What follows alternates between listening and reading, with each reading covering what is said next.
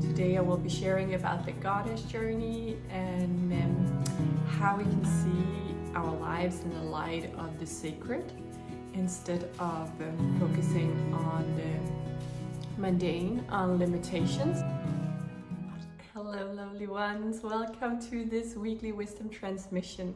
Today I will be sharing about the goddess journey and how we can see our lives in the light of the sacred instead of focusing on the mundane, on limitations, and how really shifting this perspective can change our experience of living, of being here on earth completely. But first I want to celebrate all of us who completed the Goddess Challenge. Yay! It was an amazing 7-day journey where we really got to feel the essence of 7 different goddesses, ancient goddesses, and really got to live their wisdom. So I love that, and I loved seeing so many new names on the list of those who were on the receiver end of the Goddess Challenge. I'm also looking forward to the 17th of June, where we will have our call, our gathering, Goddess Gathering, and where we will meet and share and reflect on the 7-day challenge. So it's a deep journey, I know, and some might need more time to revisit some of the messages. And that is why there's time in between the challenge and our call, because some of you might feel like you want to sit a little bit longer with some of the messages. So I just wanted to share that. But for today, we will go deeper into the goddess journey and what does it mean to live as a goddess and journeying as a goddess in this life experience. So I want to go all the way back to childhood for each one of us, where we often come in as these beings who are very open in our essence. We come in as this light. In the beginning, we might feel a lot of our true essence, a lot of our soul blueprint, and we might then start gradually to shut down, which is not a mistake. We came here, many of us, to create new pathways for humanity. That is how it works. We come in, and by living the experience of the dreadful, of the not fun, we get to experience the journey from that place into the potential, lighting up the potential for a new experience. So we come in here, you can say, having the keys to unlock or creating the keys to unlock these experiences so we can really start living them in new states of consciousness. So I want to use some examples from my own life, and maybe some of you are already familiar with the gene keys. So I want to really let's start there, and then we can look at some of my gene keys, early gene keys, and see how that has transpired in my life, to see that these are not coincidences, these are not mistakes. So if you're familiar with the gene keys, you know that we have like different themes that we come in investigating, agreeing to investigating and entangle ourselves in the illusion of certain things. For me, my first, what they call the core wound, which happens while you're still in the womb, when you're still in that very first phase, was what they call, very funnily, they call it the psychosis. The core wound for me was psychosis. And psychosis, when you're looking gene keys, is actually what most of us enter into this life experience. We come into a state of psychosis. And psychosis means that you close your heart and you actually believe in this illusion that we're in. So most will say they are actually there. I see few people, and those are the people who are maybe having a diagnosis. They are not fitting into what already is. They create a life experience with a completely open heart. I especially see like children with Down syndrome and what we would call Down syndrome. They live their experience through that open heart, and they do not enter the state of psychosis. They do not start believing those illusions of separateness from one another. They keep loving, they keep having their heart open. Most of us will enter this state of illusion where we separate from one another, where we hold that distance to another being. We do not show unconditional love. We start holding it for ourselves. My second wound, then from 1 to 7, is impatience. Impatience, wanting things to go fast and thinking that everything is moving too slow. And the reason why I'm choosing these two is because they have very clearly evolved for me and moved into a different state here now in this phase of my life.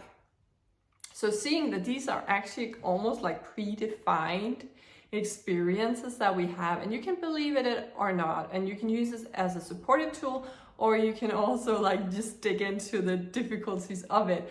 But I will here suggest that we see it as a deeper understanding of why we're choosing to come here and why we are having the experiences we're having, and how we can actually move that into a new level when we're seeing it all as blessings and seeing it all as ways to rewire this human experience, gain a deeper understanding, and come into our wholeness and our sanctity. So really understanding that. So in my first years of my life, my mother said I was very like aware and awake. I was very much talking to everything, cars, everything as the moon, everything as if it was having a consciousness. So for me, it was like connecting with others as if they were real living being with a consciousness. They were equal to me. Diving deeper into illusions and the state of psychosis, as they call it in the Gene Keys. It's a bit provocative, but I love that still. I think that's a really good term, because that's how it feels in a way. You're actually believing what you're experiencing. You are believing the illusion that you're separate. So what I saw in my moving up through life, that I was becoming very cynical. I did not truly believe in love. I do not really see myself connected to everyone and everything. I had this sort of distance, and those who know me from early in my life know that I was very humorous, very like, I love joking, but they were often like a bit harsh, my jokes. They would be a bit like sarcastic. They were creating this experience of separateness for me. And another one, I would be happy to make fun of things or people in a way that felt a bit hard. And I did not notice it at that point. And I also felt that love is a bit foolish. It's a bit foolish to love someone or certain things when you're truly devoted or dedicated to another person. It was a bit foolish. And that really showed that I was deep in the belief that I was separate from others. I did not see that these beings were really one with me, and I was not seeing myself for my true desires of connection. So that was one proof of the psychosis, and I went through life, experienced that, and during my awakening, it completely rewired within me. So it's changed my way of seeing others. And also with the impatience, I started to feel more of the divine timing. I felt more of like, you cannot rush things, especially not, I would say, when you're on the goddess journey, because that is so aligned with divine feminine energy, which is divine timing, which is everything moves in cycles at its own pace. So it was really allowing that into my experience. I did not know about Gene Keys at that time, but really when I started to open to the goddesses, it really unlocked something in me about understanding myself as a feminine being and accepting that I came here already with a free will. I had already made a choice. There's a lot of fight in this experience about equalness and being equal to others, but it's like assuming that it's a coincidence that we end in this body, that we did not choose our color of skin, the human body, our gender, our intellectual abilities. It's assuming that we don't choose those. But if you're in the goddess experience, you will see that, oh, we came in actually with a mission. We came in here with a plan.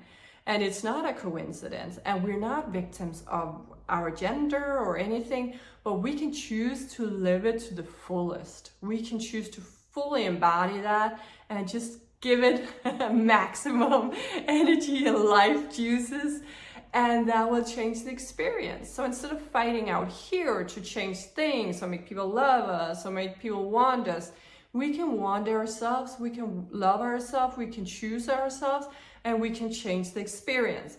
So I want to share the funny thing about this with the Gene Keys. Now I alluded to that already, but when you have the gene keys, you also have like the gift and the city, the way you live, unlock it into a higher state of being. So what I mentioned was the you can say the victim consciousness, the shadow of it. So psychosis is the shadow of it. The highest expression is sanctity. So seeing life as sacred, seeing everything as sacred. So that became like how I unlocked that experience without actually knowing about the gene keys at that time. When I started open to the goddesses, I started to perceive all as one.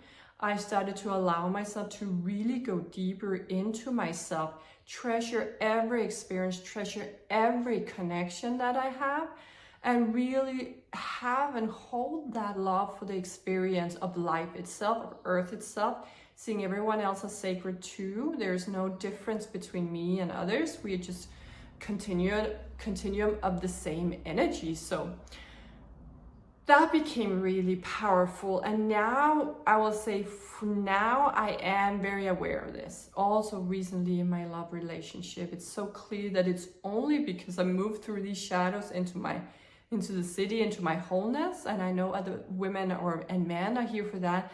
They want their relationship to be at the highest level of consciousness. So they're moving through that and becoming aware, but we do not always realize where we're really putting that block for ourselves because we believe it so much. We're in that psychosis state. We are in the state of believing that we are right in some way, that it is ridiculous. Love is ridiculous, or whatever it is. They are foreign to me. So really coming in and understand that when we can connect within ourselves, creating a union within, a harmonious union with all part of ourselves within us, we really become powerful. So this is one of the things about the goddess journey. I would love to go into many more parts of the goddess journey. And one of the things I've created is actually for those in the Rise Goddess program, I created a course, and I am creating a course that is like one episode every month, over 6 months, where I'm breaking the goddess journey down into smaller parts. So if you're already in the Rise Goddess program, you know this. You have already received the first part of the course that is about being a creator. We are also diving into the divine feminine energy, the divine masculine energy, creating the union within, honoring the mirror that this experience is. And also, there are a few more things, but also really seeing what is our sacred mission when we really surrender to it. So there are several steps in this, and I would love to go much more into that. I'm mentioning it here because I have several who've been in the Rise Goddess program already. And if you have been there, this is exclusively to those in the Rise Goddess program, but I would love to offer it to you if you have already been in the program, are no longer in the program, but would love to receive this very thorough step-by-step course where you can really get an idea about every step and how to embody these changes. So it's the first time I'm doing anything like that. I'm super thrilled about it because it feels really deep, and the goddesses are so clearly nudging this to like break it down, make it tangible, and this is a helping tool, guiding tool for moving us all forward. So feel free to reach out to me personally and inquire on that if you've been in the Rise Goddess program. And if not, you're invited to join my Rise Goddess program, a personal healing and mentorship program where you get the best of my support with stepping into this feminine energy and allowing everything to become embodied and infused within you with this beautiful goddess essence of yours. So it's a deep journey, I know, and it is a journey that holds a lot of elements, and therefore there's a lot of support in this program. It's really the best I can do for you at this time in terms of support. So feel free to reach out to me if it calls you, and I'm happy to give more information about that. If you've been in the Goddess Challenge, you should also have received an email today about these offerings. So I'm thrilled to be here with you, and I will go deeper in the following videos about how to maintain your beautiful light and beautiful energy in this time on this planet. Sending you all so much love, and have a beautiful rest of your day. Bye for now.